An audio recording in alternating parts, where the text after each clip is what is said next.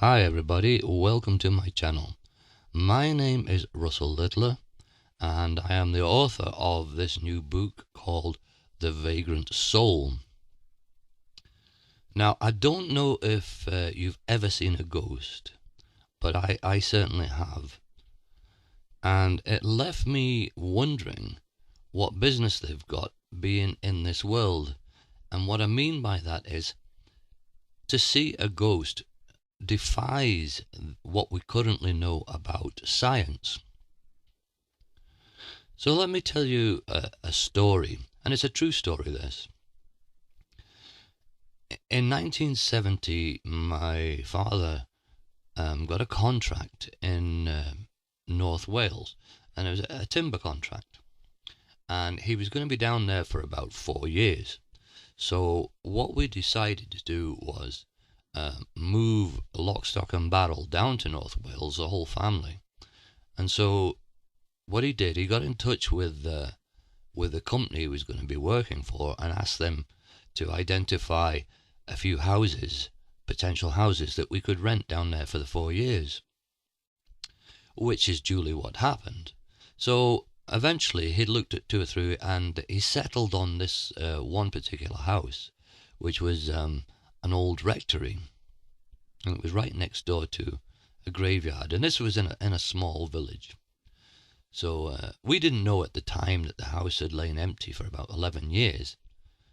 It was a beautiful house, and there was, it had a nice garden and outbuildings to it, and perfect setting. It was in an idyllic location. Anyway, we duly moved into the house, and immediately there were strange things happening. You would walk into a room and the room would go icy cold, and then you would start hearing noises, like people walking in the room, and there was nobody in there but yourself, and you could hear voices. Also, if you had the light on it at night time, the electric light, it would suddenly begin to get dim. It would go dimmer and dimmer and dimmer until eventually all you could see from the bulb was the actual filament, just an orange glow of the filament. And the room would be icy cold, and again you would hear these noises and voices in the room. And all of a sudden that would cease and the room would get warmer again, and the light would come back on.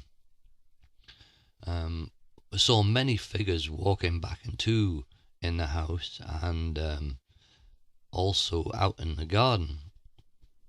And to give you an example, one particular warm summer's evening, me and my 2 brothers, our hobby was to collect old British motorcycles and restore them. So about 10 o'clock at night, and we're in this garage and polishing up the bikes that we'd been working on, and just generally admiring our handiwork, when we were chatting away, and all of a sudden there was this god-awful noise of a horse stomping its feet and making the usual, like, kind of sound, and the chains rattling. And this was on a still summer's evening. There was just the 3 of us in this wooden outbuilding, and we took off like frightened rabbits out of there and ran down to the house. But when we were in the house, we began to say, well, we definitely heard the sound of horses' feet on cobblestones. So the following morning, as we usually did, we went down to the village shop, and there was an old lady in the shop who she'd been there for about 70, 80 years, and she still ran this little village shop. And we asked her, had the outbuildings at the back, had they ever been stables? And she said to us that the minister had kept a couple of horses in there during the war years, World War II. So as we were walking back from the shop, we were speaking amongst ourselves, and we said, well, we heard the sound of a horse's feet on cobblestones, but this was an earthen floor that was in the shed.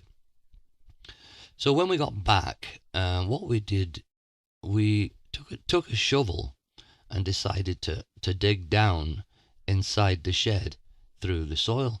And we'd only got about 6 inches down, maybe 7 inches down. And there, lo and behold, on the floor was a perfectly good cobblestone floor.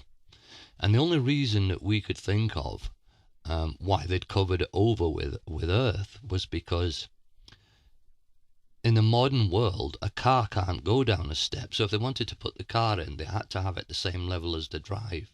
But in the old days, when you were putting a horse in there, the horse could just step down. So that's why we figured they covered up a perfectly good floor with soil, because it wasn't at the same level as the drive. But it proved to us that what we'd heard was definitely some kind of ghost or apparition of this horse, because we would never have known that that cobblestone floor lay under there. Anyway, the book is full of explanations for this type of event. And what I've tried to do is marry up what we currently know using the standard model of science to try and find an explanation for what we think of as ghosts.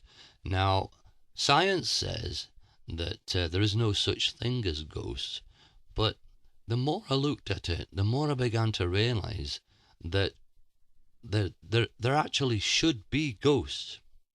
And maybe that sounds crazy, but if you look at especially quantum physics, it makes sense for ghosts to be in this world. I've looked at the brain-mind big question.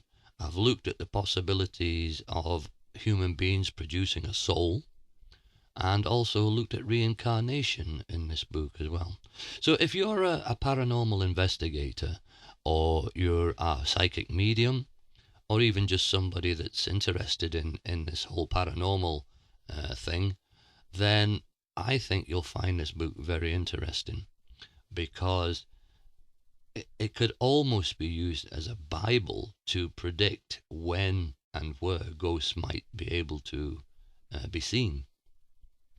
Anyway, the book can be found on Amazon. It's published on Amazon Kindle, and I'll post a link below, and hopefully you'll enjoy it. Thank you very much.